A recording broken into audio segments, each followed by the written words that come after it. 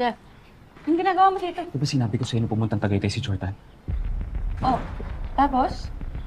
Eh, pinagsabihan ka ba? Wala, bakit? Puntahan siya ng Leon dun eh. Tapos pumunta ka dito para tanungin ako kung may iba akong pinagsabihan. So, what are you trying to say na hinanap ko yung rebelde tapos sinabi ko sa kanya kung nasan sila, ganon? Hindi yun.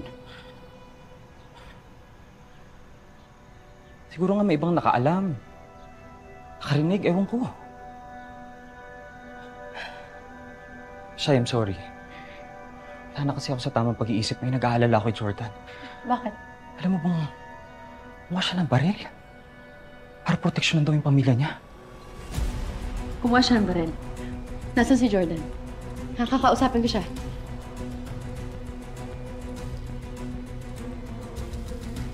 Jeff, please sabihin mo sa akin.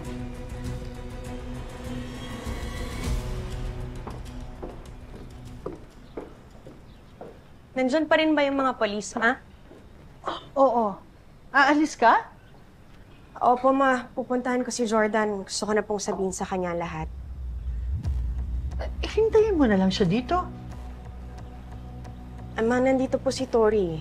Ayoko naman pong marinig ni Tori kung magalit si Jordan o kaya mag-aaway kami. Paano sa Leon? Delikado pa rin siya. Paano kung sundan ka? Ma, alam niyo pong hindi ako kayang saktan ni Leon. Ayoko na rin pong matakot sa kanya, kaya gusto kong malaman na ni Jordan ang lahat. Nang sa ganun, wala nang mapanghahawakan si Leon at kakayanin ko na siya. Sige, ma. Una na po ako para mahabol ko si Jordan. Mag-iingat ka. Thank you, ma.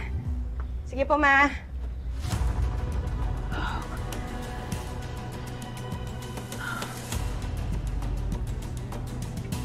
Sound check. Check. Sound. Ba't ganyan Mic. tulog? Sorry, sir. Sound check. Check. Mic. Parang sabog ah.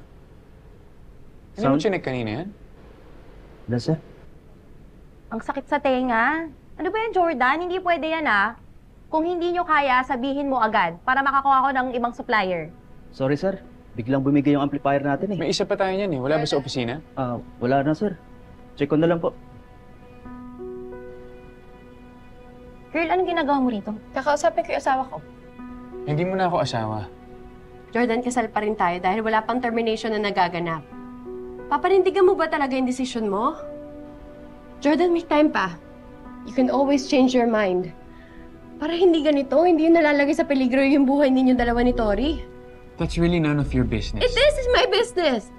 Dahil hindi naman mawawala yung care ko sa inyong dalawa ni Tori. Hindi mo ba talaga titigilan yung asawa ko? Ilang beses ka ba niya kailangan i-reject at balik ka ng balik? Hindi ka ba nahihiya para sa sarili mo? Ikaw ang dapat mahiya sa pagmumukha mo, Christy, dahil wala kang kwentang asawa at wala ka rin kwentang ina! Shaira. Nalalagay na sa peligro yung buhay ni Tori at saka ni Jordan ng dahil sa'yo? Alam mo ba, na napabili na rin siya ng baril dahil sa'yo? Shaira, tama na. Jordan, totoo ba to? Nasaan yung baril?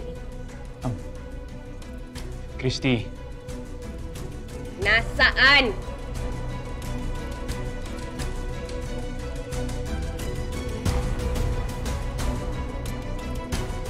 Jordan? Christy! Jordan, sandali! Shaira, Christy, wait! mas lalo lang magagalit si Jordan sa'yo pag nangialam ka pa. Oo nga, girl. Mamaya mabaril ka pa dun, eh.